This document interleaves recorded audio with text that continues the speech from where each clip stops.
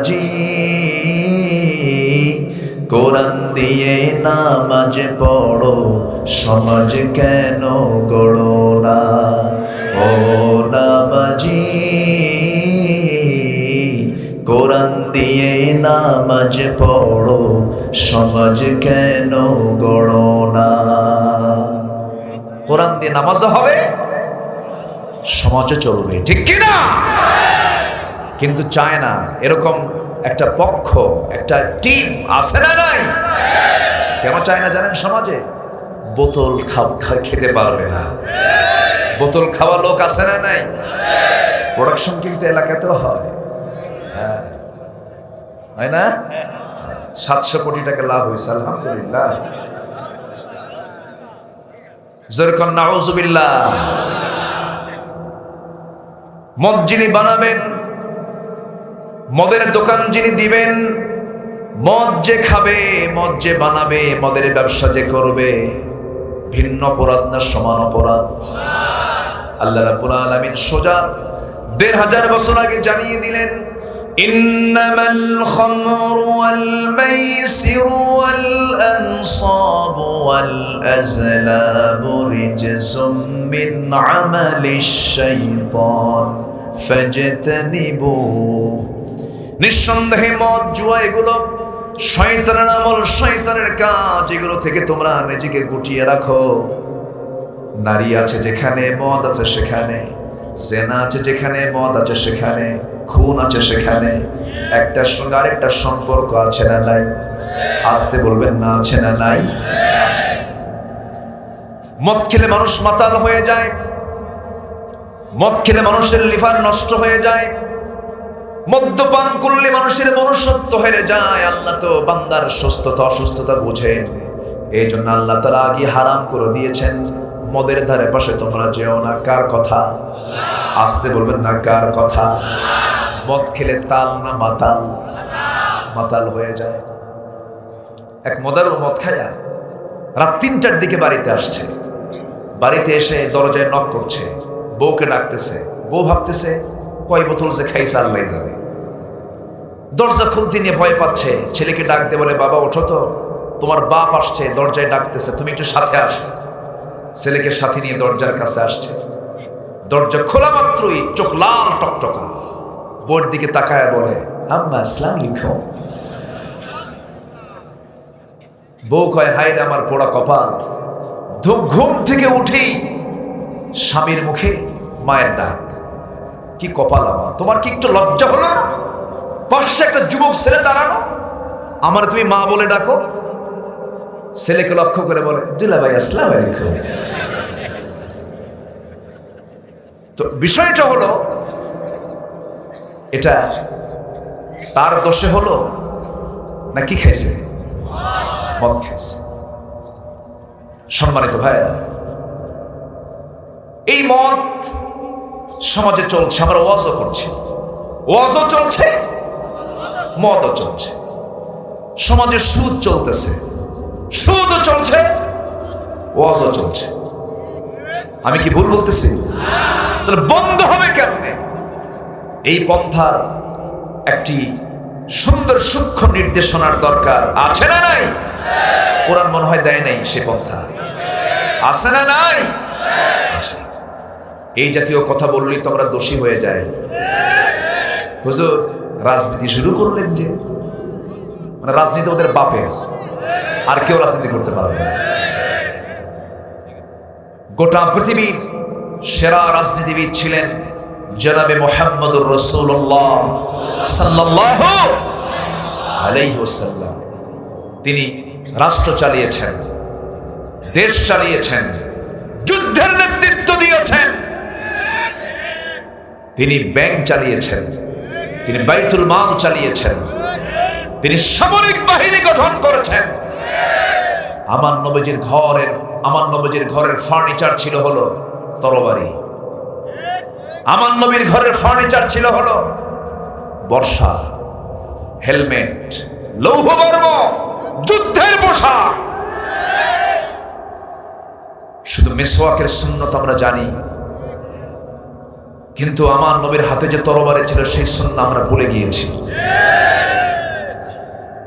সম্মানিত ভাইয়েরা, আবু জেহেলরা রাষ্ট্র চালাবে, অথবা সাইবা মুগিরা এরা রাষ্ট্র চালাবে, রাসূল শুধু নামাজ পড়তেন তা তো হতে পারে না। বেনামাজি অসৎ নেতৃত্ব সমাজে চালু থাকবে, আলেমরা চুপ করে থাকবে, মুসলমান চুপ করে থাকবে, এরা হচ্ছে বোবা শয়তান। বাতিলদের বিরুদ্ধে মোকাবেলার দরকার আছে না নয়? রাজি আছেন কারা কারা? হাত উঁচু করে দেখা।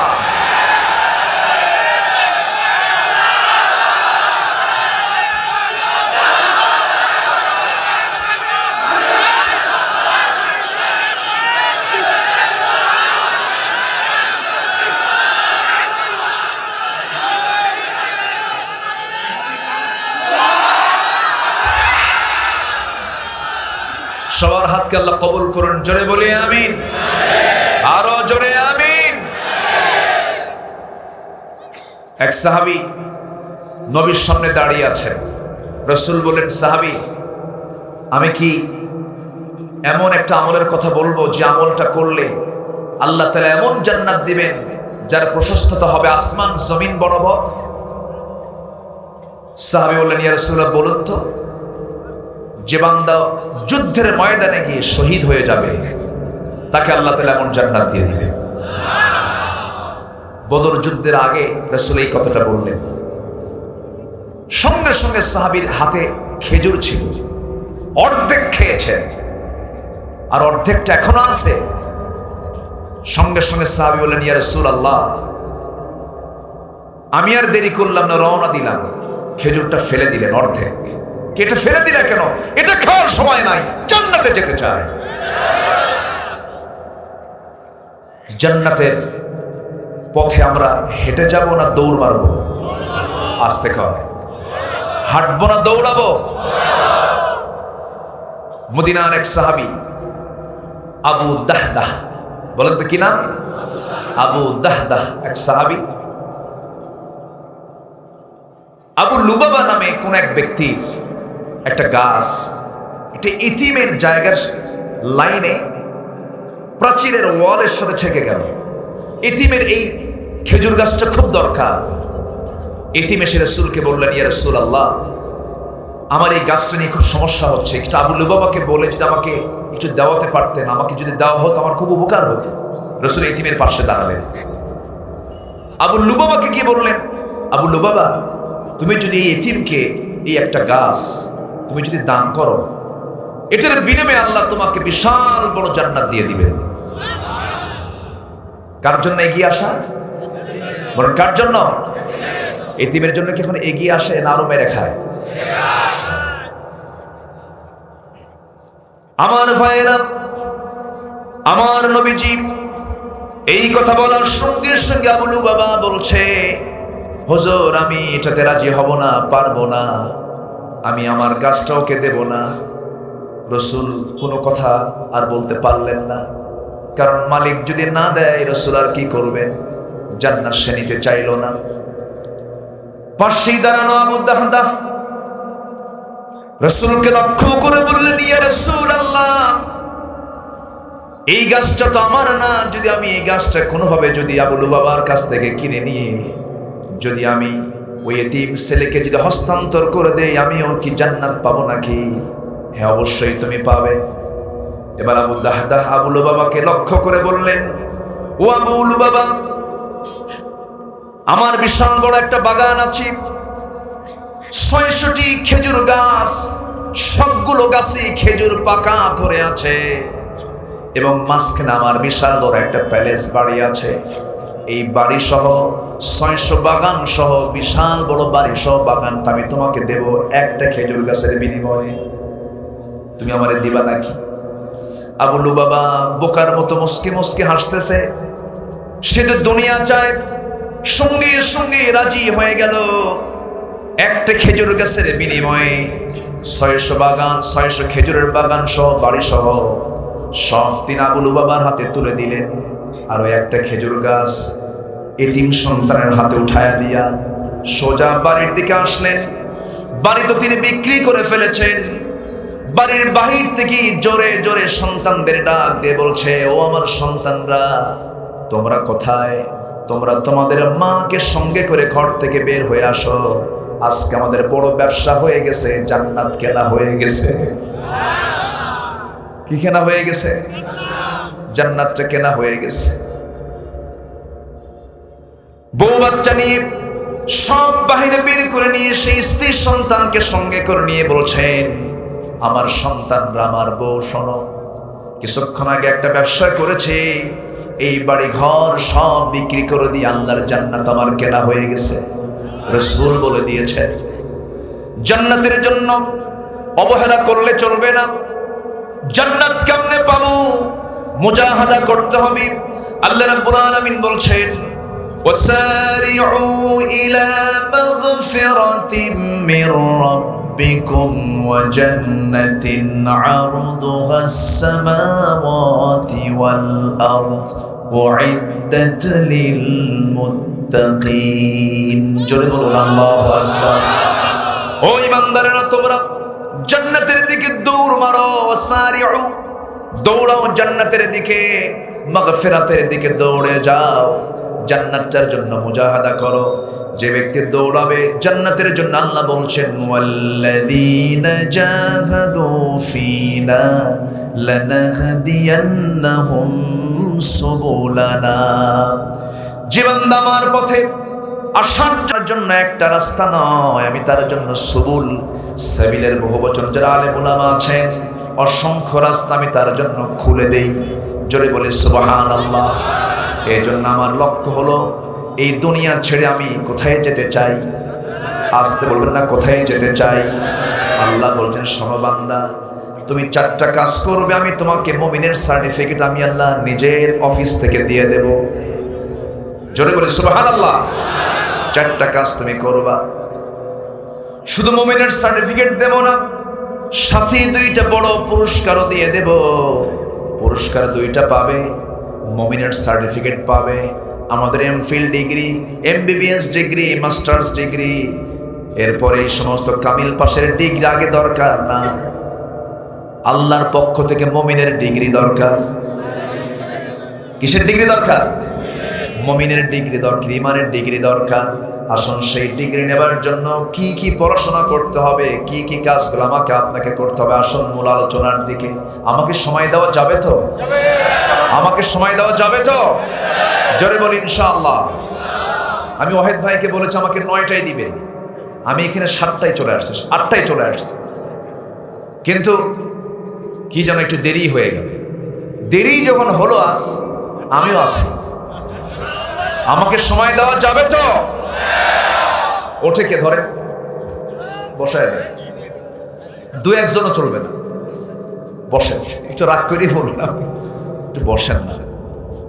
বিশ্বকাপের খেলা শুরু হয় রাত 3টার দিকে, উজু করে খেলা দেখে, আছে না নাই?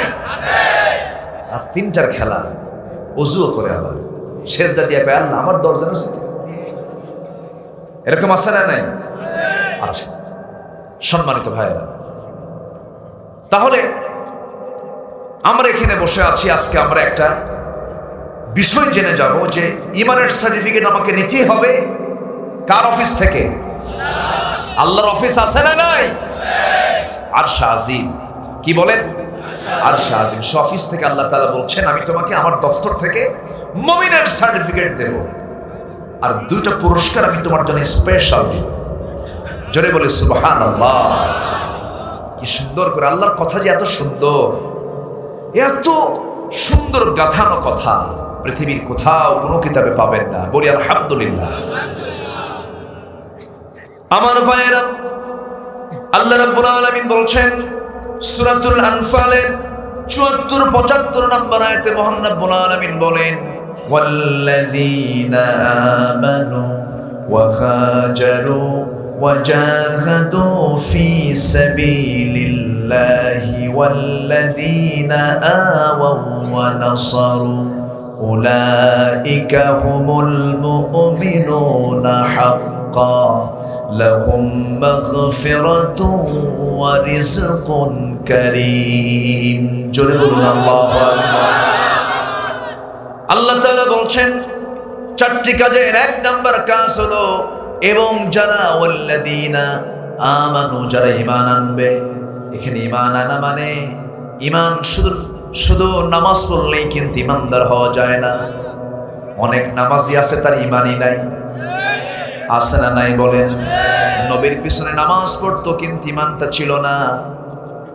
নবীর পিছনে সালাত আদায় করত কিন্তু ঈমানটা তাদের ছিল না। নবীর পিছনে ইক্তেদা করেছে, নামাজ পড়েছে কিন্তু তাদের মূলত ঈমান নাই, কারণ তাদের চরিত্র হলো ওয়াইদা লাকুল্লাযীনা আমানু ক্বালু আমান্না ওয়াইদা খালাউ ইলা শায়াতিনিহিম ক্বালু ইন্না মাআকুম। জোরে বলি আল্লাহু আকবার। মুনাফিকের চরিত্র হলো তাদের কথা দুই জায়গায় দুই রকম হয়। এক জায়গায় একরকম কথা বলবে, আরেক জায়গায় ভিন্ন রকম কথা বলবে, কিন্তু নামাজও পড়ে। এদের নামাজ কবুল করবেন না কে? আসতে বলবেন না কে? আমার নবীজি কাফেরের দ্বারা যতটুকু আক্রান্ত হয়েছেন, মুশরিকের দ্বারা যতটুকু আক্রান্ত হয়েছেন, সবচাইতে রাসূল বেশি কষ্ট পেয়েছেন হলো মুনাফিকের দ্বারা। সমাজটা আজকে মুনাফিকদের ছেয়ে গেছে, সমাজটা আজকে মুনাফিকদের ভরে গেছে। ভাইরে, সবার কাছে করজোড়ে মিনতি জানাই, মুনাফিকের চরিত্র নিয়ে আমরা মরতে চাই না, মুনাফিকি চাল আমরা করব না। মুনাফিকের এক নাম্বার বৈশিষ্ট্য হলো আল্লাহ নিজেই সাক্ষ্য দিচ্ছেন, আল্লাহু ইয়াশহাদু ইন্নাল মুনাফিকিনা লাকাযিবুন। মুনাফিকদের এক নাম্বার চরিত্র হলো তারা মিথ্যা কথা কয় বেশি। মিথ্যা কথা যার মুখে আসবে ভেবে নিতে হবে আমি মুনাফিক হয়ে গেছি, মুনাফিক হয়ে গেছি, মিথ্যার ধারে পাশে যাব না আমরা। একজন বান্দা যদি আল্লাহর কাছে যদি মাফ পেতে চায়, সূরা হাজরের শেষ আয়াতে আল্লাহ তাআলা বলছেন শুধু সত্য কথা বলবে, আমি আল্লাহ তোমার সমস্ত আমলকে আমি আল্লাহ সংশোধন করে জান্নাত দিয়ে দেব। মিথ্যা কথা বলবো না আমরা কখনো, কিন্তু আজকে মিথ্যা রাজত্ব চলছে, ঠিক কিনা? মিথ্যা রাজত্ব, এত মিথ্যা কথা মানুষ কয়।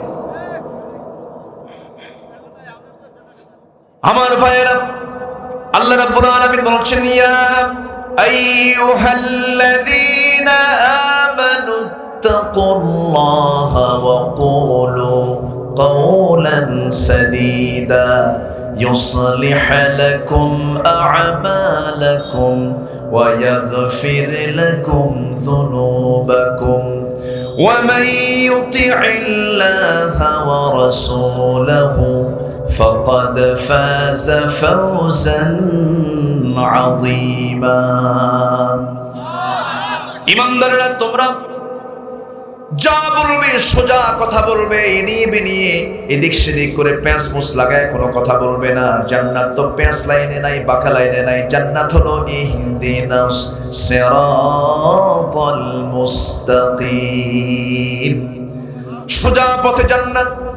সোজা কথা বলবে, বাঁকা কোনো কথা বলবে না।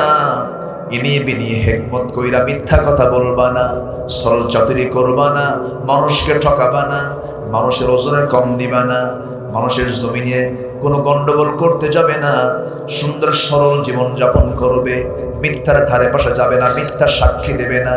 একটা আলেমের বিরুদ্ধে মিথ্যার সাক্ষী দিচ্ছ, আলেম জেল খাটতেছে, বইয়ের হক আদায় করতে পারছে না, সন্তানের হক আদায় করতে পারছে না, তুমি মিথ্যার সাক্ষী দিয়ে নামাজ পড়ে কপাল কালো বানাইছো, হজ 3 বার করছো, তোর জাহান্নামে আল্লাহ ঢুকাবে, ঠিক কি না?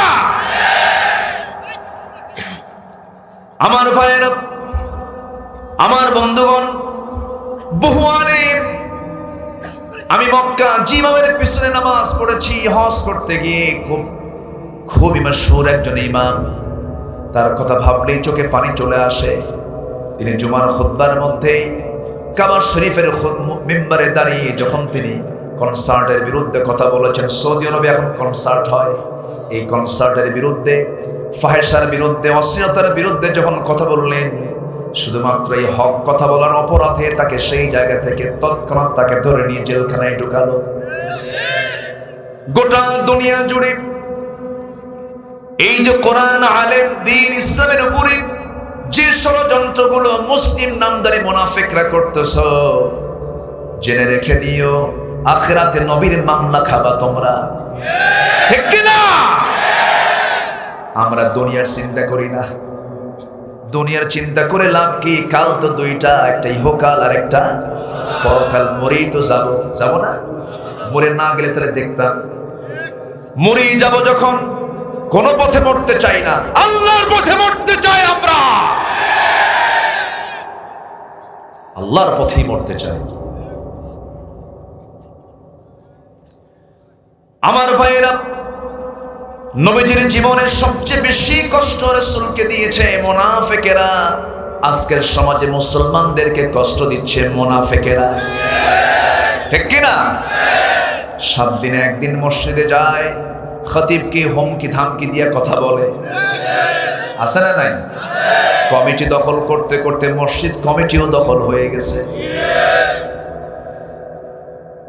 খুতবা দেয় খতিব, ঘড়ি দেখে সভাপতি, থাপড়া মসজিদ থেকে বের করে দেওয়া দরকার বেদবদের। আছে না নাই? তুমি কি বোঝো না? খতিব যেখানে বসেন সেই জায়গায় বসতেন মুহাম্মদ সাল্লাল্লাহু আলাইহি ওয়াসাল্লাম। খতিবের কথার চাইতে তুমি মুসল্লি, তোমার কথার আওয়াজ যদি বড় হয় তোমার নামাজই হবে না। লা তারফাউ আসওয়াতাকুম ফাওকা সাওতিন নবী, কোরআনের কথা এটা। সূরা হুজুরাত পড়েন। হুজুরাত পারিবারিক সূরা, নূর পারিবারিক সূরা, লোকমান পারিবারিক সূরা, এগুলো পড়েন, পড়া দরকার। মামলা হবে তাছাড়া। মনে আছে কি? মনে আছে কথা? আমার বন্ধুগণ, নবীজির জীবনের সবচেয়ে বেশি কষ্টের কারণ ছিল মুনাফিকেরা। নবীজির দাওয়াতের দিনকে স্তব্ধ করে দেওয়ার জন্য মুনাফিকরা সবসময় চাল চালিয়েছে। বদর যুদ্ধ যে লাগলো, বদর যুদ্ধ কুরাইশদের সঙ্গে যে লাগায় দিল, এটাও মুনাফিকদের চাল। মুনাফিকরা প্যাঁচ লাগায় দিয়েছে। মদিনার ইহুদিদের সঙ্গে যোগ সাজস করে তারা উস্কায়া দিয়া মক্কার আবু জাহেলদেরকে বদর প্রান্তর পর্যন্ত নিয়ে চলে আসছে। এই মুনাফিকরা বড় ধূর্ত, এদের চেহারাগুলো খুব সুন্দর হয়, দাড়িগুলো লম্বা হয়, টুপিগুলো সুন্দর হয়, জুব্বাটাও সুন্দর হয়। প্রথম কাতারি নামাজ পড়ে দেখতে জিব্রাইল সুরতে, জিব্রাইল সিরাতে শয়তান। আছে না? আমার বন্ধুগণ, ওই সমস্ত মুনাফিকরা মসজিদের পাশে নামাজে দাঁড়ায়। আমার নবীর পিছনে নামাজ পড়তো মুনাফিক। নবী খুতবা দিতেন, ওই মুনাফিক বসে বসে কাঁদতো, চোখের পানি ফেলে ফেলে দোয়া করত। কিন্তু এই মুনাফিকই রাসূলকে সবচেয়ে বেশি কষ্ট দিয়েছে। মুনাফিকদের জন্য রাসূল দোয়া করেও সেই মুনাফিকের কোনো কাজ হয় না। চিন্তা করেন, আমার নবীজি ওই মুনাফিকদের লিডার যখন দুনিয়া থেকে বিদায় নিল, আমার নবীজির কাছে সেই মুনাফিকের সন্তান আবার সুন্দর সাহাবী ছিলেন, ভালো সাহাবী ছিলেন, খুব ভালো নিবেদিত প্রাণ ছিলেন। রাসূলের সামনে এসে বলছেন, ইয়া রাসূলুল্লাহ, আমার আব্বা তো মারা গেছে, তিনি খারাপ মানুষ ছিলেন, আমি ভালো করে জানি, কিন্তু আমার তো বাপ হয় হুজুর, আপনি কি পারবেন আমার বাবার জানাজায় যেতে? রাসূল বললেন, আমার সাহাবী, আমি তোমাকে দারুণ ভালোবাসি, তুমি যখন বলেছো যা, আমি যাব। হুজুর দেখুন তো, আমার আব্বার জন্য আপনার পরনের একটা জুব্বা দিতে পারেন নাকি? বরকতের জুব্বা আমি নেব একটু। আমার নবীজি তার জন্য একটা জুব্বাও দিয়ে দিলেন। জানাজাও শামিল হলেন মুনাফিকের। কার? আমার নবীজি চলে গেলেন। পিছন থেকে একজন সাহাবী ছিলেন, খুব রাগী মেজাজি সাহাবী ছিলেন, খুব সাহসী সাহাবী ছিলেন, তার নাম হলো ওমর। পিছন থেকে বলছেন, ইয়া রাসূলুল্লাহ, আপনি কি একটু চিন্তা করবেন না, আপনি কার জানাজা পড়াতে আসছেন? কি ডিস্টার্ব না করেছে?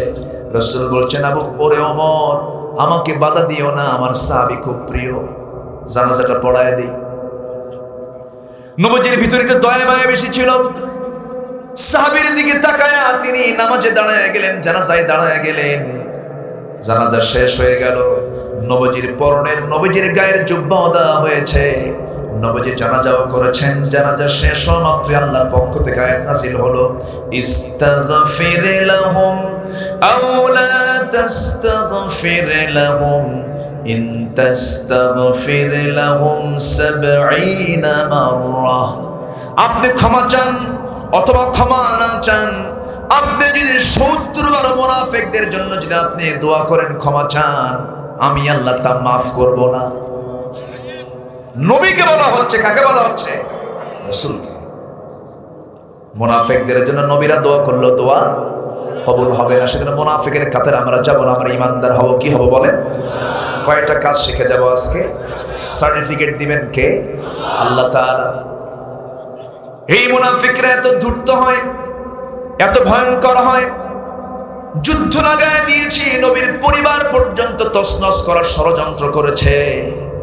আমার নবীজির যতগুলো স্ত্রী ছিলেন, সবচেয়ে কাছের, সবচেয়ে প্রিয়, সবচেয়ে শ্রেষ্ঠ স্ত্রী কে বলেন তো? আচ্ছা, খাদিজা তো আছে, কিন্তু আরেকজন আছেন, তিনি কে বলেন তো? নবীজির স্ত্রী আবার উনি কম বেশি করে দেখতেন না, সবাইকে সমান চোখে দেখতেন।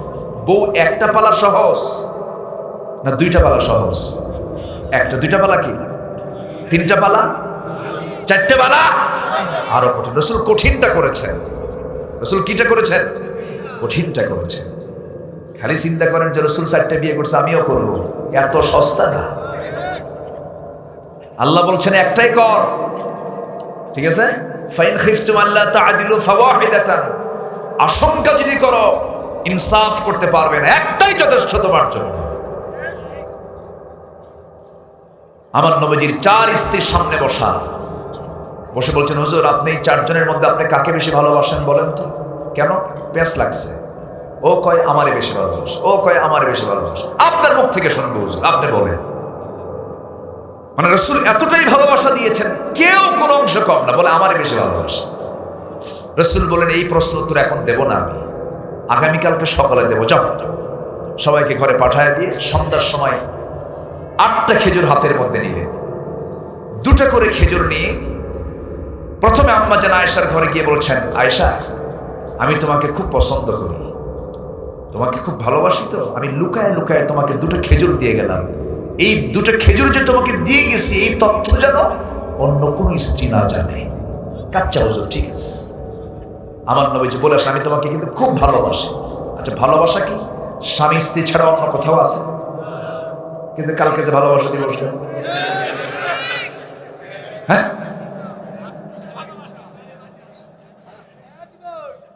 এই দিবস আমাদের দাদারা দেখে নাই, কিন্তু দেখছে? হ্যাঁ, আমাদের দাদারা দেখছে?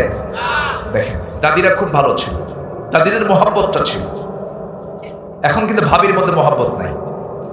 ভাবি মোবাইল করে, সারাদিন মহব্বত মোবাইলের সাথে, ভাইকে পাত্তাই দেয় না। এই চুয়াডাঙ্গাই আমি কোন দিন যেন আসছিলাম না? হ্যাঁ, এই তো, হ্যাঁ, কয়েকদিন আগে আসছিলাম। সেখানে কোন এক গার্জিয়ান আমাকে কথা বলতে বলে ফেললেন। আমি বললাম আপনার বাড়ি কোথায়? আমাকে বলতেছে। বললাম আমার বাড়ি তো উত্তরবঙ্গে, বগুড়ায় বাড়ি, আমার জন্মস্থান বগুড়া, থাকি তো ঢাকায়। তো বলতেছে যে হুজুর আমার তো একটা মেয়ে বিয়ে দিছে ঠাকুরগাঁ। বললাম ঠাকুরগাঁয় বিয়ে দিলেন? এই চুয়াডাঙ্গার মানুষ এত দূর? ঘটককে খুঁজুর মোবাইল। কথা কি বুঝতেছেন? ঘটককে। যারা এগুলো করে তারাই 14ই ফেব্রুয়ারি পালন করে। ঠিক কিনা? এটার নাম ভালোবাসা নয়, এটার নাম বেহায়া লুচ্চা দিবস।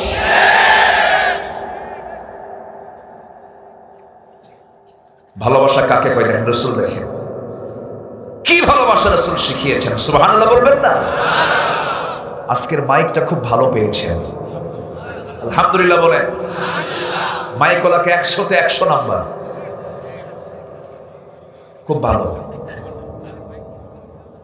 খুব ভালো। মনে হচ্ছে আমি আজকে ফজর পর্যন্ত ওয়াজ করব, কারণ ব্যাট আর বল ভালো হলে আর কিছু লাগে? মানুষও ভালো, আলহামদুলিল্লাহ। এত সুন্দর মানুষ, এত সুন্দর শ্রোতা বাংলাদেশে খুবই কম আছে। আমি বলছি না, আমি তো এখানকার পালস বুঝি। ভাষাও সুন্দর। নদিয়ার মানুষ আপনারা। নদিয়া মানে কি জানেন? এই তো পাশে। বাংলার উৎপত্তি হয়েছে, বাংলা ভাষা এসেছে নদিয়া থেকে। আপনারা হচ্ছেন ভাষার রাজা। পৃথিবীর যত ভাষাবিদ আছে বাংলার, সব আপনার কাছে কারেক্ট।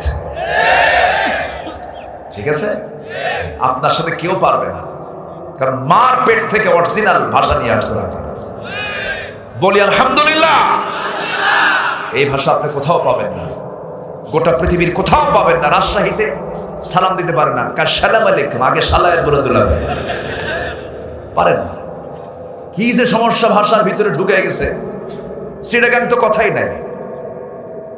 আমারে সালাম দিয়া কয় আসসালাম আলাইকুম হুজুর, আই মুখতার খাদ্দে আনে ঘামাছেন নি, কি বুঝতেছেন কিছু? খুব কঠিন ভাষা। এদিক থেকে চুয়াডাঙ্গা অনেক ভালো, বলি আলহামদুলিল্লাহ। চুয়াডাঙ্গার সঙ্গে কুষ্টিও পারবে না, চুয়াডাঙ্গার সঙ্গে ঝিনাইদহ পারবে না, চুয়াডাঙ্গার সঙ্গে যশোরও পারবে না। এটা হচ্ছে অরিজিনাল প্লেস, বোঝেন নাই? হ্যাঁ, মনে করেন মানে যদি আপনি কুমিল্লার রসমালাই, যদি আপনি কুমিল্লা যান, সব মাতৃভান্ডার,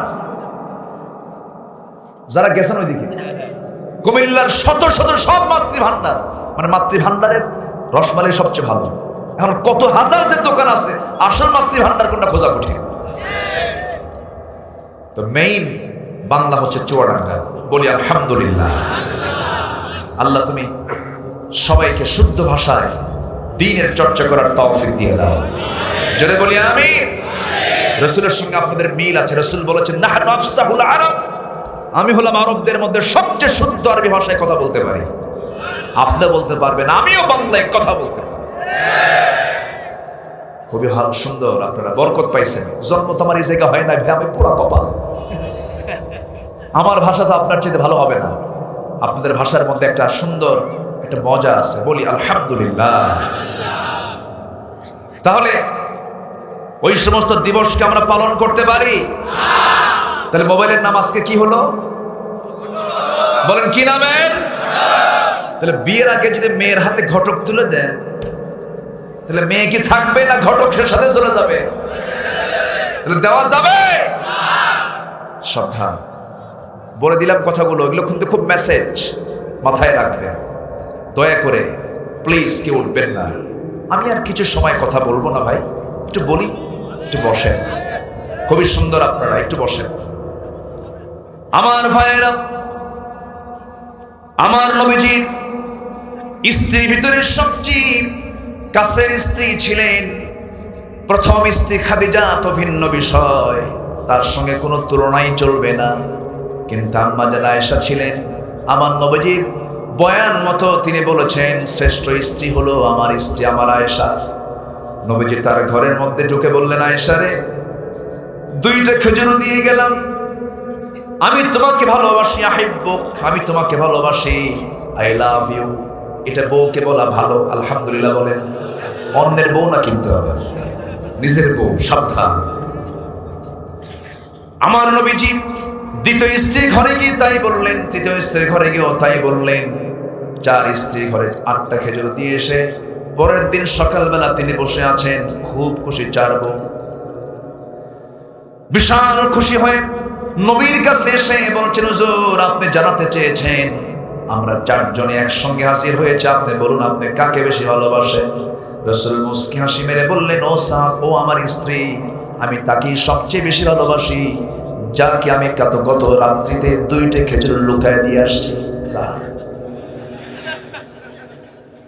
সুবহানাল্লাহ বলবেন না? বিশ্ব নবী, বিশ্বমানের চিন্তা, আল্লাহু আকবার বলুন। সব দিকে তিনি ফিট, সব দিকে।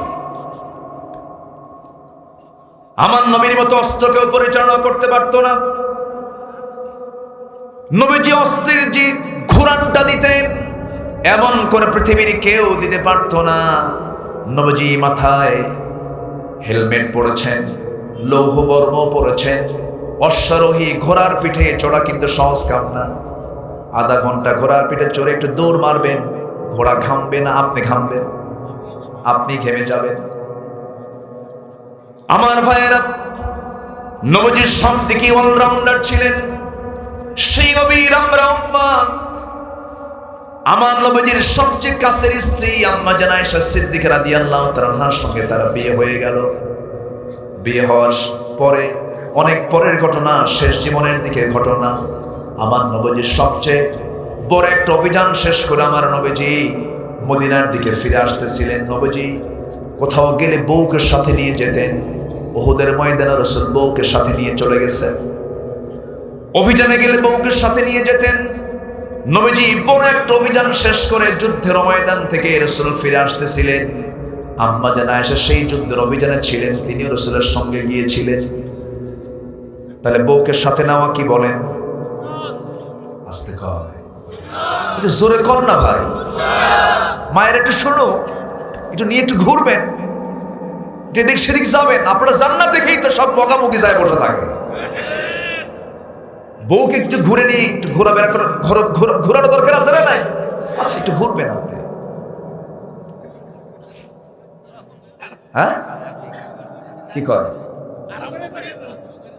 শুরু করেছেন? যাক, শুরু করছে কয়েকজনে, আলহামদুলিল্লাহ।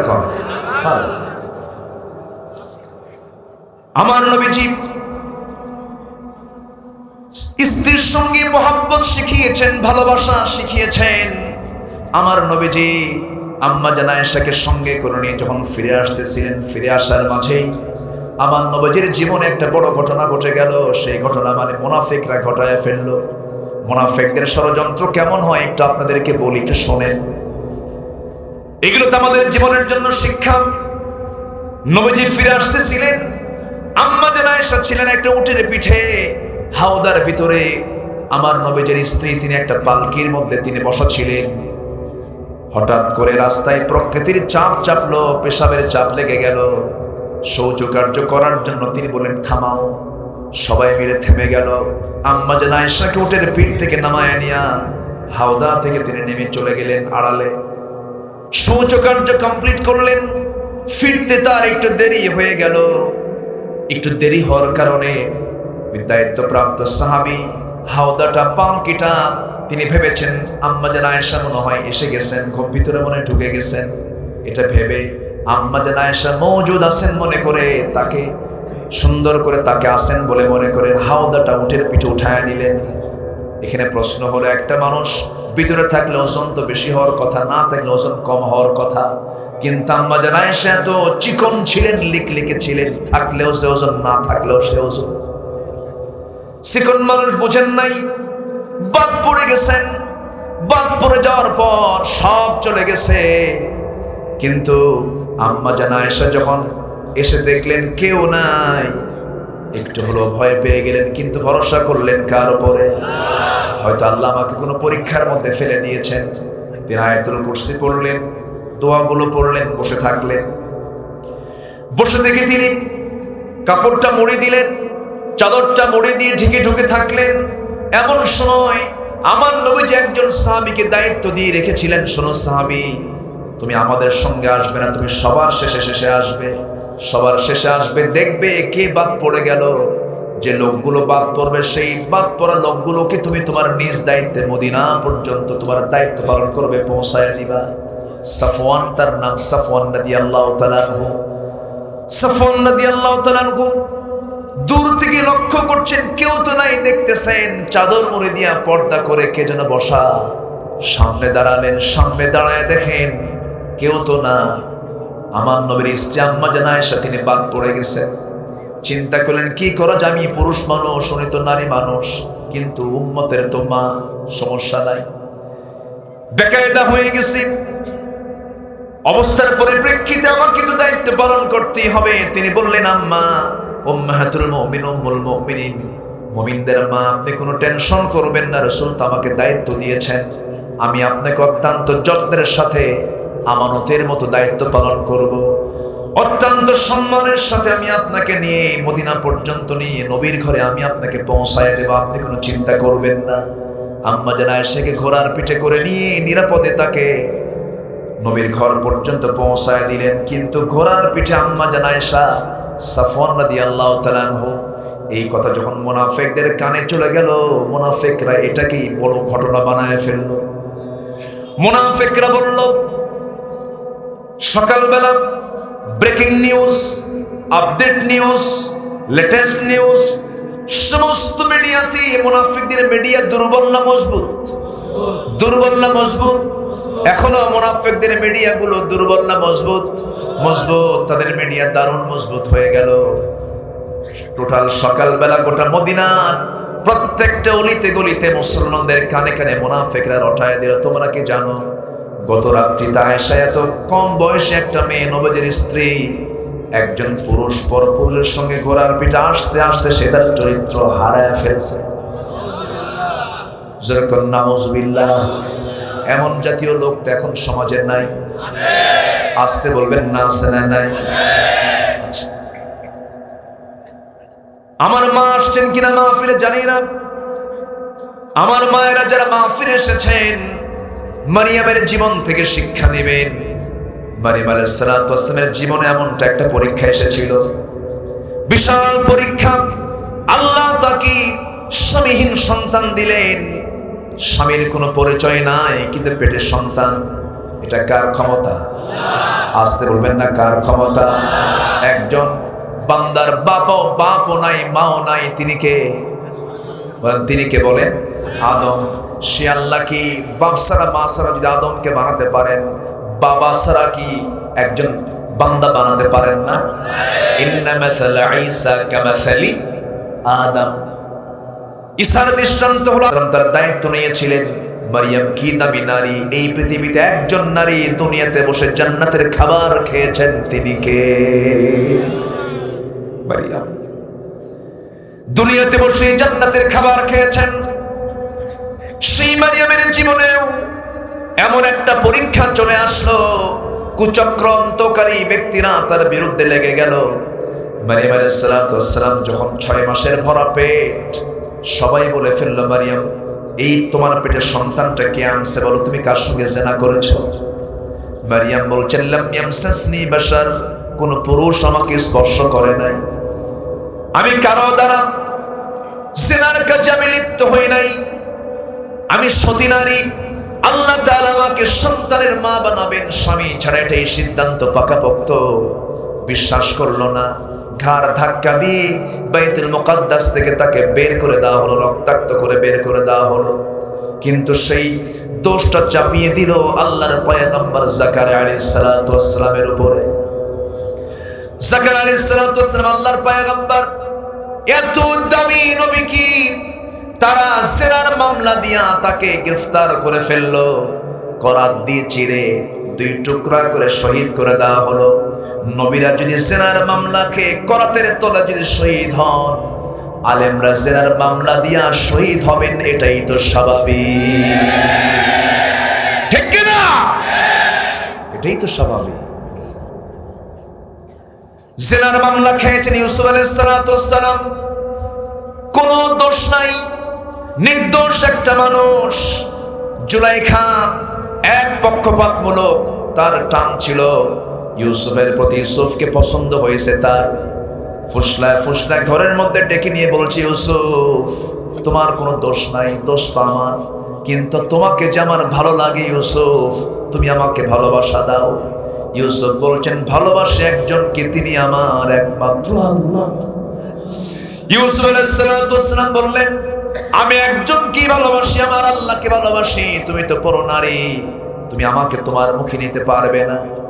সঙ্গে সঙ্গে জুলাইখা, অধিকাংশ তাফসীর এসেছে জুলাইখা করলো কি, রাজপ্রাসাদের রানী তো সে, সম্ভ্রান্ত পরিবার, সুন্দর চেহারা ছিল জুলাইখা, তৎকালীন দুনিয়ার সবচেয়ে সুন্দরী নারী ছিল জুলাইখা। সেই জুলাইখা করলো কি, ইউসুফ আলাইহিস সালাতু ওয়াস সালাম কি ঘরের মধ্যে ফুসলে ফুসলে ডাক দিয়ে কৌশলে তাকে তুলে নিয়া 12টা দরজা লক করে দিয়া ঘরের মধ্যে ডেকে নিয়ে বলছি, ইউসুফ পৃথিবীতে এই জায়গায় একটা কীট পতঙ্গ পর্যন্ত আমাদের তথ্য জানবে না, তুমি আর আমি। সেই জায়গায় ইউসুফ বললেন, যেখানে 2 জন সেখানে 3 জন হচ্ছেন আল্লাহ তাআলা। ওরে জুলাইখা, তুমি কি করবে জানি না, তবে আমি জিনার কাজে লিপ্ত হব না।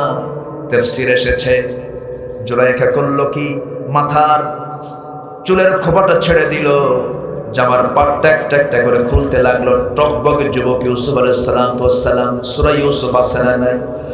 কোরআন পড়লে, সূরা ইউসুফ পড়লে কি ভালোবাসা দিবসে কেউ যাবে নাকি? যাবে না।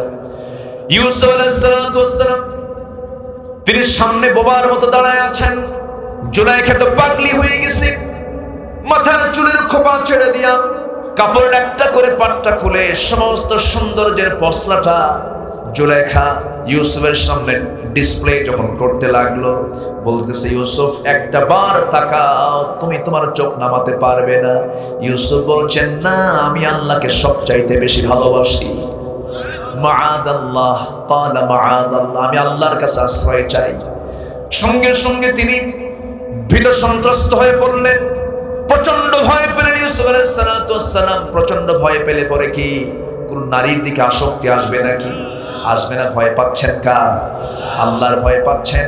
ওয়াত্তাকুল্লাহ ওয়াত্তাকুন নিসা, আল্লাহকে ভয় করো, নারীকে ভয় করো। কারণ ফাইন্না আউওয়ালা ফিতনাতি বনি ইসরাঈল কানাত ফিন নিসা, বনি ইসরাঈলদের বহু মানুষ ধ্বংস হয়েছে নারীর ফিতনার পিছনে পড়ে।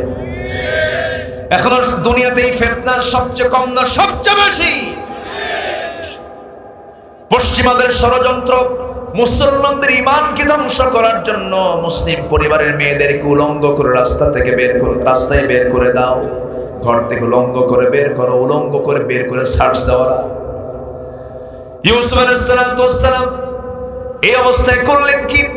পিঠ তার দেওয়ালে ঠেকে গেছে, চক্ষু বন্ধ করে দুটো হাত তিনি উঁচু করে বলছেন, আল্লাহ এই বিপদ থেকে তুমি আল্লাহ আমাকে বাঁচায় দাও। চক্ষু বন্ধ করে নিজের চেষ্টা সর্বশেষ করলেন, দরজার দিকে তিনি একটা দৌড় মারলেন, তালা মারা দরজার দিকে। কিন্তু আল্লাহ বলছেন, বান্দারে চেষ্টা করবি আমার পথে আসার জন্য, অসংখ্য রাস্তা খুলে দেব। দৌড় মারলেন, সব পটপট করে খুলে গেছে। জুলাইখা হতবাক, কেমনে বের হয়ে গেল? জুলাইখা নাসরবান্দি, কামিসুহু মিন দুবুরিন, কোরআনের আয়াত, কামিসুহু মিন দুবুরিন, জুব্বাটার পিছন দিক থেকে লম্বা লম্বা নখ দিয়ে জুলাইখা টান মেরে তার জুব্বা টেনে ধরেছে, ছিঁড়ে গেছে জুব্বার পিছনে। সিমটম একটা এখানে চলে আসলো, আলামত চলে আসলো সামনে। জুলাইখার স্বামী মিশরের আজিজে মিশরের সামনে দাঁড়ায় বলছেন, না কাইদাকুন্না আযীম, তোমাদের ষড়যন্ত্র মারাত্মক ষড়যন্ত্র, মামলা দেব। মামলা হয়ে গেল, তদন্ত কমিটি গঠন হলো। তদন্ত কমিটির সেই তদন্ত রিপোর্টের সম্পূর্ণ ইউসুফ নির্দোষ প্রমাণ হয়ে গেলেন। কারণ জুব্বার পিছনে ছিঁড়ে যাওয়া মানে এখানে সম্পূর্ণ দোষ জুলাইখার। ইউসুফ যেতে চেয়েছে, জুলাইখা টান মেরে ধরেছে। জুব্বার সামনে ছিললে দোষ হতো সম্পূর্ণ ইউসুফের। তদন্ত রিপোর্ট কোনো দোষ ইউসুফের নাই। কিন্তু মিশরের বাদশা মনে মনে চিন্তা করলো, আমার রানী দোষী হয়ে যাওয়া মানে রাজার দোষ হয়ে যাওয়া। মামলাটা উল্টায়া উল্টা মামলা দিয়া ইউসুফকে জেলখানায় ঢুকালো। যেমন করে দুনিয়া জুড়ে এখনো আছে না নাই? আছে না নাই? আমার ভাইয়েরা, ইউসুফ আলাইহিস সালাম তাকে এসে পুলিশ এসে বলতেছে, ইউসুফ তোমার তো সাজা হয়ে গেছে, জেলখানায় তোমাকে ঢুকতে হবে, চলো জেলখানায় যাবে নাকি? ইউসুফ একটা মুস্কি হাসি দিলেন।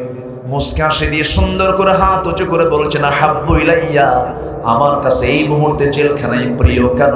জুলাইখার ডিস্টার্ব আপাতত বন্ধ হবে। জোরে সুবহানাল্লাহ। মুমিনের প্রিয় জায়গা কোনটা? কোন জায়গা? বাইরে থাকবেন বইয়ের প্যানপালানি, কি বাচ্চাদের টেনশন, ব্যবসার টেনশন, কত টেনশন। কিন্তু ভিতরে থাকবেন কোনো টেনশন নাই। কিন্তু যারা ভিতরে থাকে তার আত্মীয় স্বজন, তারা সবচাইতে বড় জেলখানায় থাকে। যারা স্বামী হয়ে ভিতরে থাকে তার আত্মীয় স্বজনদের বড় জেল হয়ে যায়, তারা বেশি কষ্টে থাকে। আরো ভুক্তভোগী আত্মীয় স্বজন যারা আছে তারা বুঝতে পারে, তাছাড়া কেউ বুঝবে না রে ভাই। খুব কষ্ট, নিদারুণ যন্ত্রণা।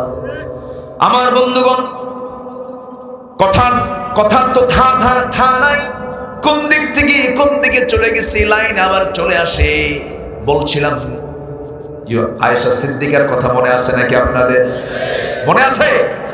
আয়েশা সিদ্দিকা রাদিয়াল্লাহু তাআলা আনহা যখন নবীর ঘরের মধ্যে যখন ঢুকলেন, নবীর ঘরের মধ্যে ঢোকার সঙ্গে সঙ্গে নবীর কানে তো সংবাদ চলে এসেছে, নবীর চেহারাটা ফ্যাকাশে হয়ে গেছে। বইয়ের বিরুদ্ধে রিপোর্ট আসলে পরে কি কোনো স্বামীর ভালো লাগে নাকি? ভালো লাগে? মাথা কি হট না ফুল হট? আস্তে কর, শুধু হট না ফুল হট? ফুল হট। আমার নবীজি যখন শুনতে পেলেন আম্মা জান আয়েশা ঘরের মধ্যে ঢুকেছেন, নবীজির সামনে দাঁড়ায় সালামটা দিলেন, নবীজির সালামের উত্তর বের হলো, কিন্তু নবীজির মনটা মরা। নবীজি বলছেন, আয়েশা কি যেন কথা মদিনার সব জায়গায় ছড়িয়ে দেওয়া হয়েছে, আমি তোমাকে বিশ্বাস করি, আমি তোমাকে ট্রাস্ট করি, আমি তোমাকে মহব্বত করি আয়েশা, কিন্তু আমি তোমাকে বলবো রাগ করো না আয়েশা, যে কথাগুলো গোটা মদিনার মানুষ শুনতে পেয়েছে, আমার কানেও চলে এসেছে, এই মুহূর্তে তোমার উচিত স্বামীর ঘরে না থেকে বাবার বাড়িতে চলে যাওয়া। দেখেন এই পেঁচ লাগাইছে কারা?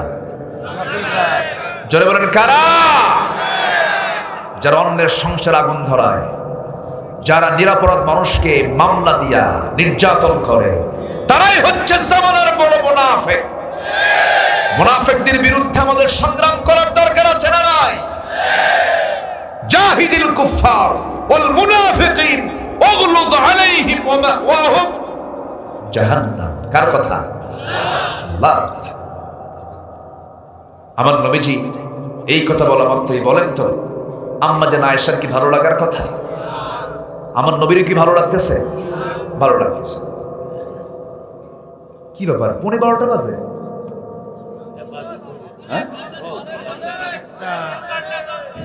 কোন আপত্তি নাই তো কারো? জোরে বলি ইনশাআল্লাহ।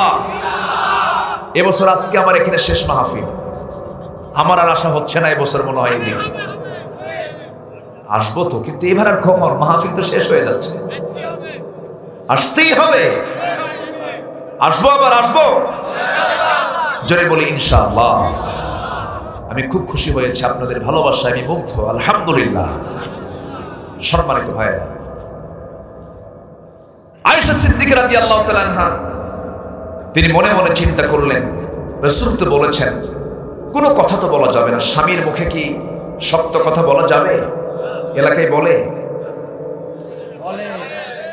এলাকায় বলে, হ্যাঁ, সব সব পায়ের তলায় রেখে দিয়েছে। যে স্বামীর নাম ধরে ডাকে, লিটন আছে না নাই? স্বামীর নাম ধরে ডাকে।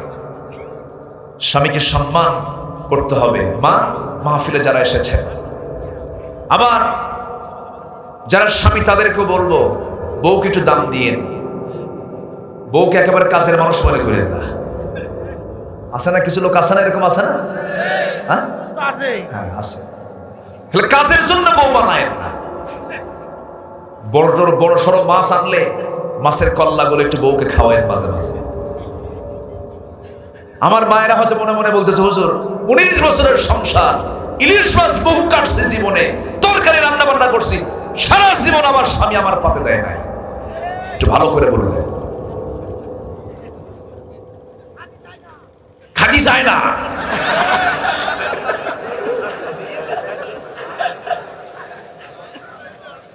এত সুন্দর মানুষ। হ্যাঁ, আমার মায়েরা তো অনেক ভালো, আমার দেশের মা অনেক ভালো, আলহামদুলিল্লাহ। আলহামদুলিল্লাহ বলেন।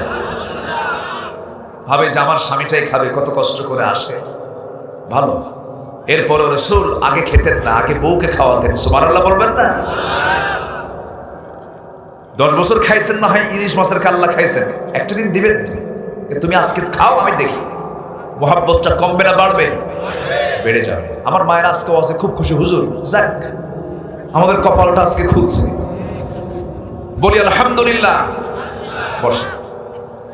আয়েশা সিদ্দিকা রাদিয়াল্লাহু তাআলা আনহা স্বামীকে ডাক দিয়ে বলছেন, ইয়া রাসূলুল্লাহ, আপনি শুধু আমার স্বামী নন, আপনি আল্লাহর রাসূল।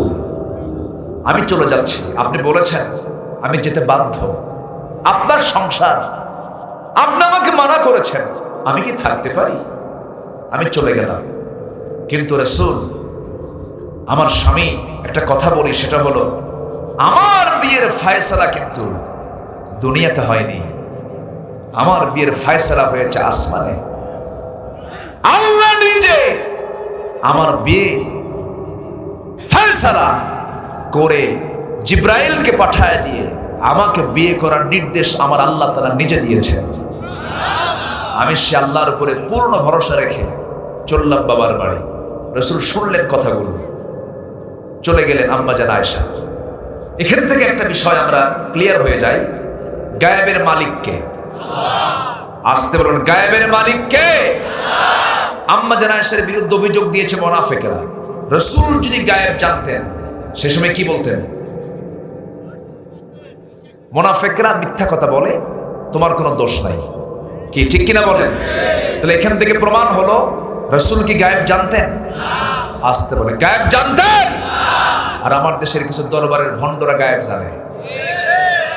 বাচ্চা হয় না, চলে যায়, বাবা ও বাবা 19 বছরের সংসার, বাচ্চা নাই, বাচ্চা দাও। বাবা কোনো কথা বলে না, বাবা ভান ধরে বসে আছে, চোখ বন্ধ করে খালি ঠোঁট নড়ায়, কিছু কয় না। ঠোঁট নড়ায় 10 মিনিট 15 মিনিট 20 মিনিট যায়, কোনো আওয়াজ নাই। বাবা দেখো তো আমার কপালের দিকে তাকায়, আমার কপালে কি বাচ্চা আছে? হঠাৎ করে ভিতর থেকে আওয়াজ দিল, কি বুঝতেছেন কিছু? মানে ওর কাছে কিছু একটা আসছে, কিচ্ছু আসে নাই। 1.5 হাত লাঠির বাড়ি দরকার। কয় হাত লাঠির বাড়ি দরকার? এরকম বদমাইশ কিছু আছে না? নয়। গায়েবের মালিক কে? ইফকের ঘটনা তার বড় প্রমাণ।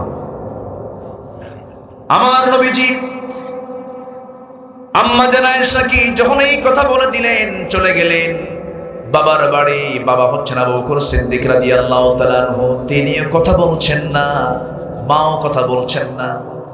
সেজদায় পড়ে পড়ে কাঁদতে কাঁদতে আম্মা জান আয়েশা, চিকন মানুষ আরো চিকন হয়ে গেলেন, শুকায় গেলেন, খাওয়া বন্ধ হয়ে গেছে। সেজদায় পড়ে পড়ে চোখের পানি ফেলে ফেলে আল্লাহর কাছে বলছেন, আল্লাহ কোন দিন তুমি আমার একটা ফয়সালা দিবা? আমার তো কোনো দোষ নাই, আমি আমার স্বামীর ঘর থেকে চলে এসেছি, মুনাফিকরা ষড়যন্ত্র করেছে, আল্লাহ তুমি আমাকে এই বিপদ থেকে বাঁচায় দাও।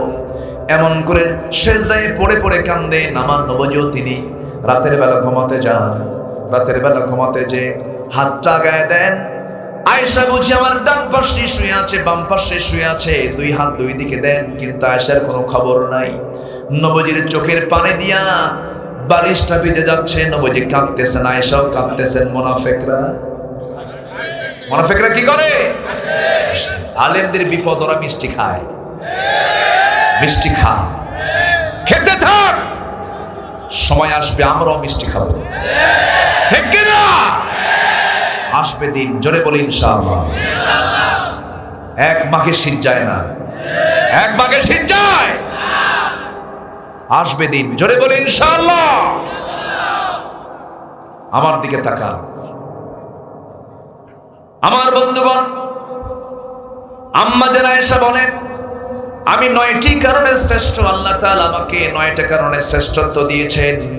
নাম্বার 1, আমার 7 বছর বয়সে বিয়ে হয়েছে, 13 বছরে নববধূ হয়ে আমি নবীর ঘরে পদার্পণ করেছি। নাম্বার 3, আমি জিব্রাইলকে নিজের চোখে দেখেছি। আম্মা জান আয়েশা বলছেন। নাম্বার 4 হলো আমি একমাত্র কুমারী স্ত্রী। নাম্বার 5 হলো আমি নবীর সঙ্গে একই বিছানায় ঘুমাতাম। সেই সময় আমি থাকা অবস্থায় আল্লাহ পাক জিব্রাইলকে পাঠায় দিতেন, তিনি ওহী নাজিল করতেন। পক্ষে কেউ কথা কয় না, হ্যাঁ? আলোচনা চলো, হুজুর মরু। আবু বকর আসো, তুমি দাঁড়াও, তুমি আবু বকর আমির হামজারে চিনেন? চিনেন? মরিচ যেটা ছোট সাইজ হয়, তার ঝাল কম হয় না বেশি হয়?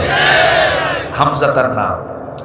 আল্লাহ আমার স্নেহ ধন্য হামজাকে তুমি আল্লাহ নিরাপদে রাখো, আল্লাহ তুমি তাকে সুস্থ রাখো। তার হলো শালা, শালা বুঝেন তো? শ্যালক, এই যে পিছনে দাঁড়ায় আছে, হ্যাঁ, যে এসেছে মাহফিলে, যে বডি, বুঝলেন?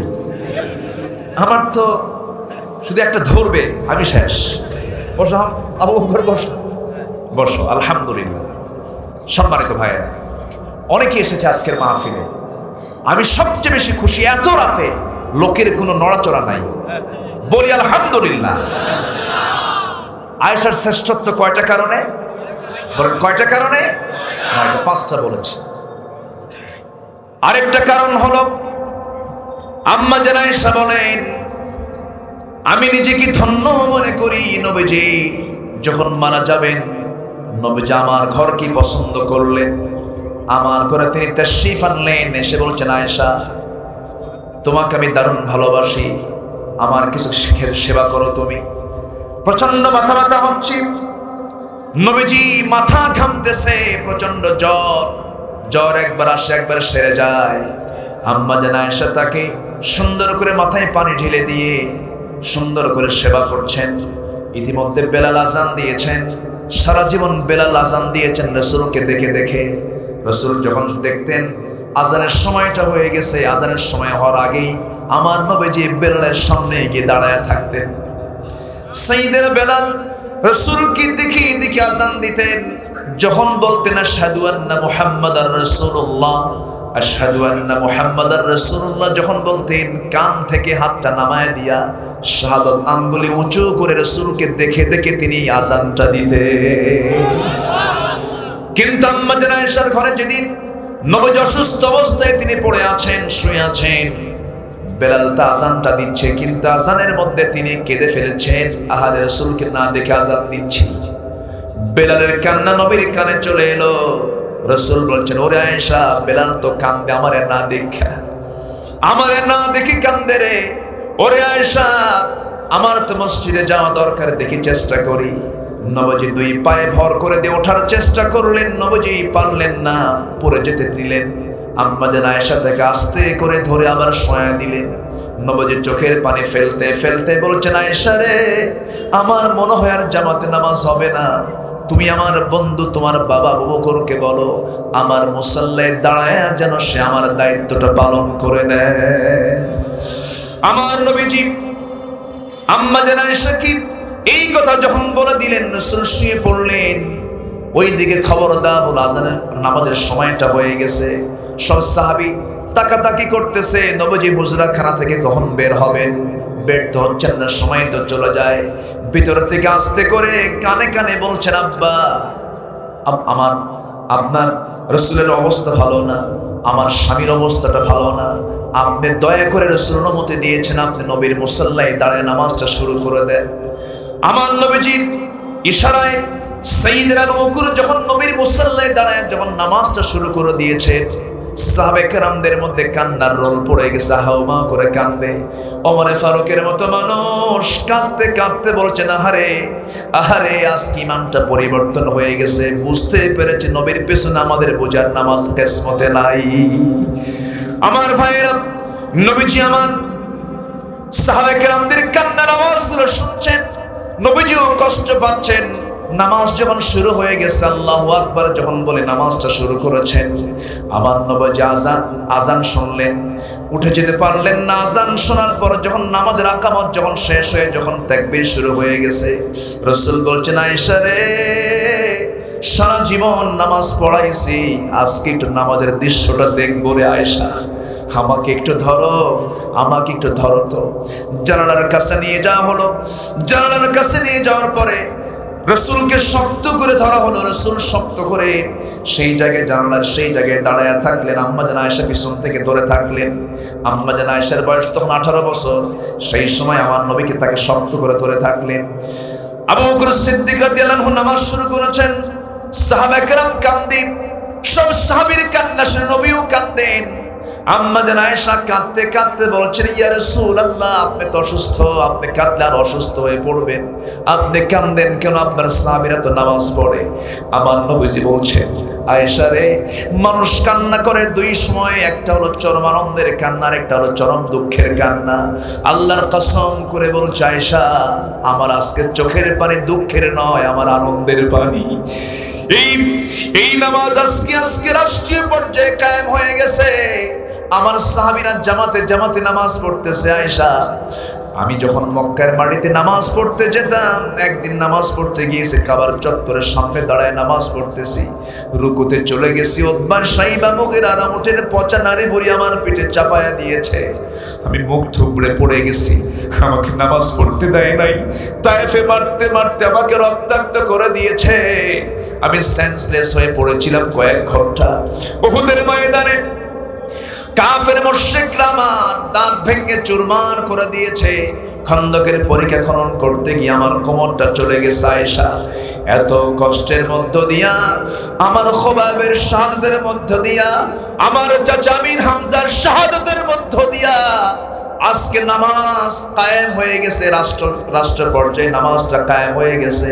এই আনন্দের চিত্র আমার চোখে পানি আনতে বাধ্য করেছে আয়েশা। ওরে আয়েশা, আমি মনে হয় বাঁচবো না, আমাকে দুনিয়া থেকে বিদায় হতেই হবে, মালাকুল মউত চলে আসবে, সাকরাতুল মউতের লক্ষণ চলে আসছে। দেখো তো আয়েশা, একটা মেসওয়াক এনে দেওয়া যায় নাকি? মেসওয়াকের জন্য যখন বললেন, মেসওয়াক এনে দেওয়া হলো। আম্মা জান আয়েশা মেসওয়াকের আগাটা শক্ত দেখে চাবায় চাবায় নরম করে দিলেন। নরম করে দেয় নবীর হাতে যখন দেওয়া হলো, রাসূল মেসওয়াকটা নিয়া মুখের মধ্যে মেসওয়াক শুরু না করে মেসওয়াকের আগায় লেগে থাকা থুতু চুষে চুষে পান করে বলছেন, আয়েশা রে, জীবনের শেষ সময়ে তোমাকে খুশি করার একটু চেষ্টা করলাম। আম্মা জান আয়েশা বলেন, 9টা কারণে শ্রেষ্ঠত্ব আল্লাহ তাআলা আমাকে দিয়েছেন, তার মধ্যে একটা কারণ হলো আমার নবীজি দুনিয়া থেকে যখন বিদায় নিয়েছেন, তার শেষ খাবার ছিল আমি আয়েশা আমার মুখের লালা।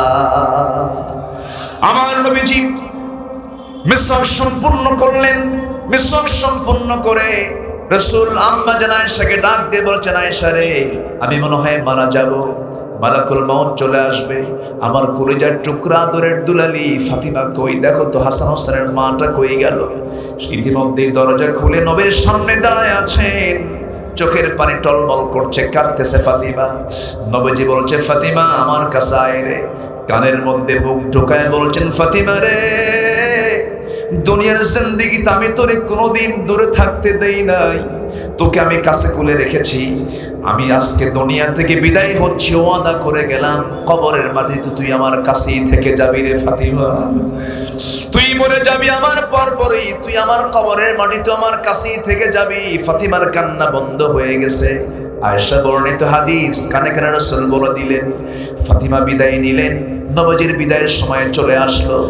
নবীজি দুনিয়া থেকে বিদায় নিবেন, এমন সময় বলছেন, ফাতপরে আয়েশা, আমি তো দুনিয়া থেকে বিদায় নিতেছি, মালাকুল মউত চলে আসবে, আমি তোমাকে লাস্ট মেসেজ একটা দিয়ে দিচ্ছি, আমার উম্মতদেরকে বলবা, আমার উম্মতের জন্য একটা জিনিস যেন মিস না হয়, আমি তার জন্য সুপারিশ করতে পারবো।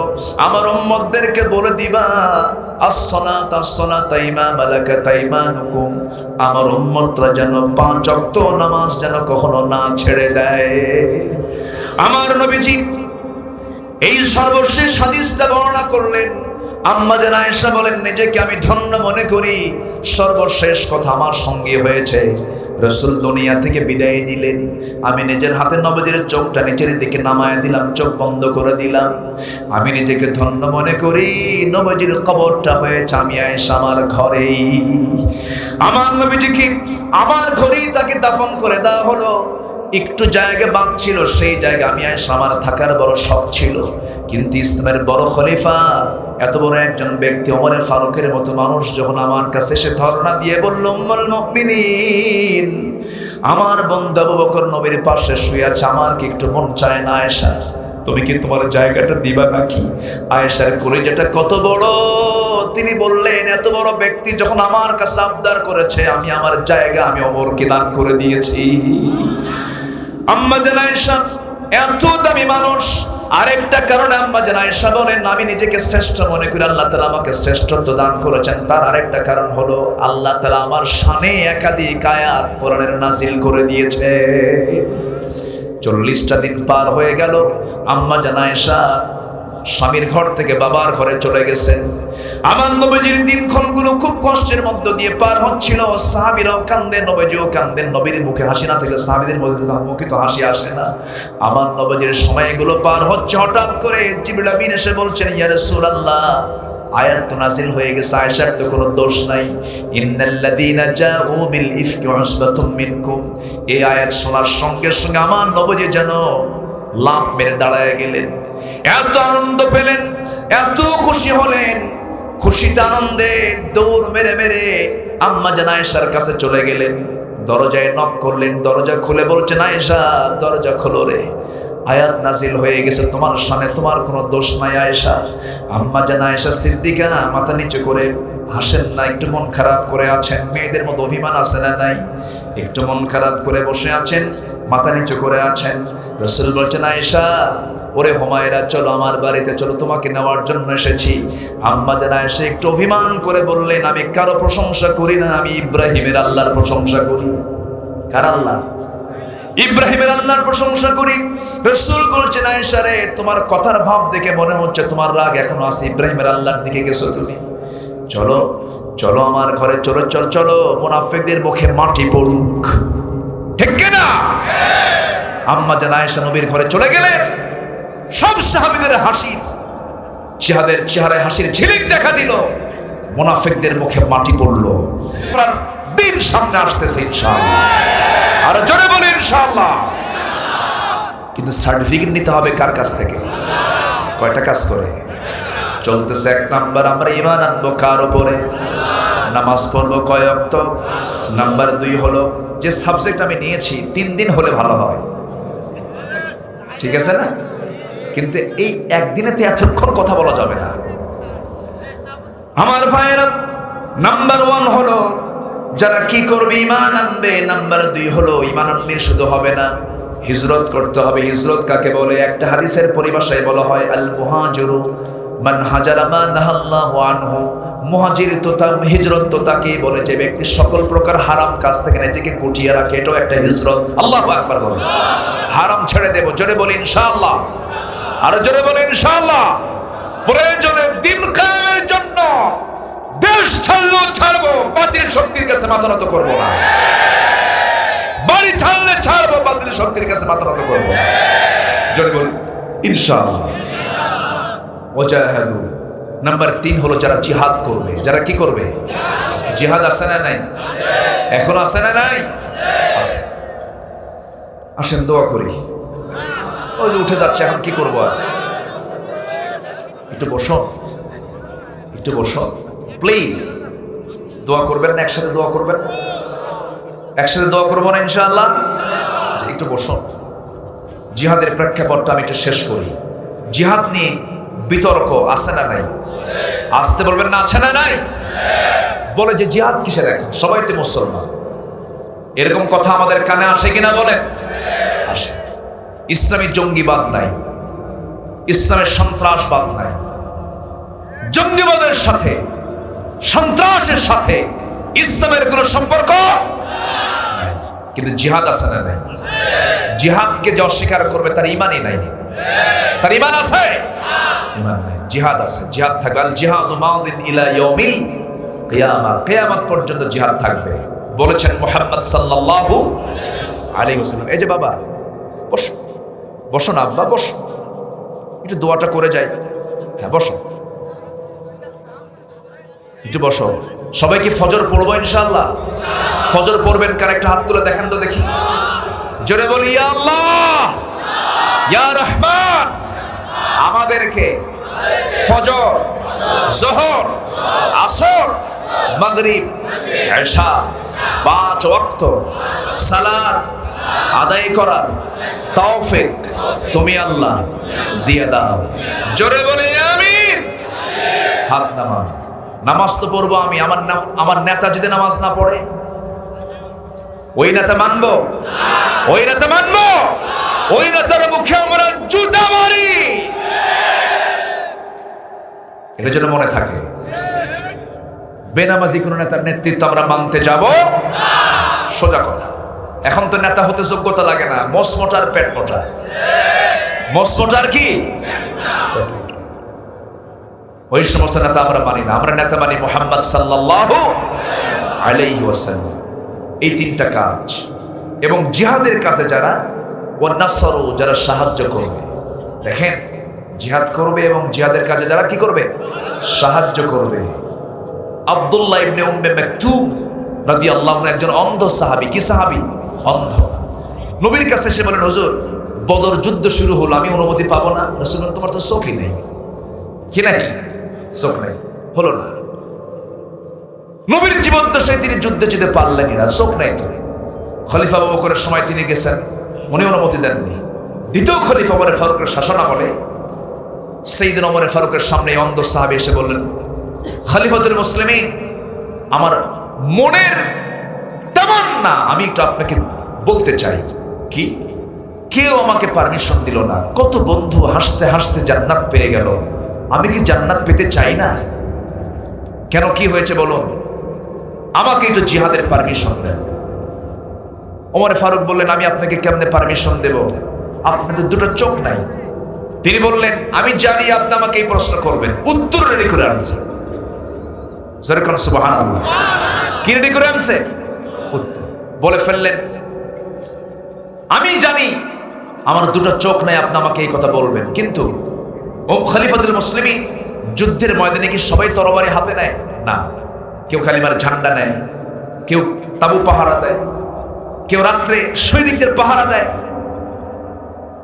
আমিরুল মুমিনিন, আমার চিন্তা হলো, আমাকে যেহেতু অন্ধ মানুষ, আমাকে তরবারি হাতে দিবেন না, কিন্তু আমি কি কামনা করতে পারি না কালিমার ঝান্ডাটা আমার হাতে দিয়ে দিবেন, আমাকে ধরে নিয়ে সামনে একজন দাঁড় করায় দেবে, আমার কালিমার ঝান্ডা দেখে বাতিলদের বিরুদ্ধে মুজাহিদরা জিহাদ করবে, আমি এক পায়ে এক হাতে কালিমার ঝান্ডা নিয়ে দাঁড়িয়ে থাকবো, কাফের মুশরিকরা আমার দিকে তাক করে তীর মেরে দেবে, বুক ভেদ করে আমি শহীদ হয়ে আল্লাহর জান্নাতে চলে যাব। জোরে কেন সুবহানাল্লাহ। এই তামান্না শেষে এই কাদেসিয়ার যুদ্ধে এই অন্ধ সাহাবী শাহাদাত বরণ করেন। তামান্না, জিহাদ, যার ভিতরে জিহাদের তামান্না থাকে না, তার মরণ হচ্ছে মুনাফিকের মরণ। কিসের মরণ? মুনাফিকের। এই চারটা কাজ করবে, আল্লাহ বলছেন আমার দফতর থেকে আমি তোমাকে মুমিনের সার্টিফিকেট দিয়ে দিলাম, যাও। যেরকম সুবহানাল্লাহ। আর দুইটা পুরস্কার, লাহুম মাগফিরা, তার জন্য সাধারণ ক্ষমা। কি ক্ষমা বলেন? সাধারণ ক্ষমা। এবং ওয়ারিজকুন কারীম, সম্মানজনক রিজিক, জান্নাত। যেরকম সুবহানাল্লাহ। অধিকাংশ মুফাসসির বলেছেন ওয়ারিজকুন কারীম মানে হলো সম্মানজনক জান্নাত, সম্মানজনক রিজিক মানে কি? জান্নাতের নিয়ামত। যেরকম সুবহানাল্লাহ। আল্লাহ তুমি সবাইকে এই আয়াতের অনুকূলে জীবন গড়ার তৌফিক দাও। জোরে বলি আমিন। ফজরের দিকটা তাকিয়ে সব দিক লক্ষ্য করে, মাহফিল যত বড় হয় তত দূর থেকে মানুষ আসে, মানুষ যেন নিরাপদে বাড়ি পর্যন্ত যেতে পারে, সব দিক খেয়াল রেখে আমরা যত সময়ের মধ্যে আমরা শেষ করছি, যে যেখানে আছেন বসুন, নামাজের মতো করে বসুন। আমরা চাইবো কার কাছে? আসতে বলবেন না, কার কাছে? আল্লাহর কাছে আমরা যাবো। আল্লাহ যেন আমাদের সকলের গুনাহগুলোকে মাফ করে দেন।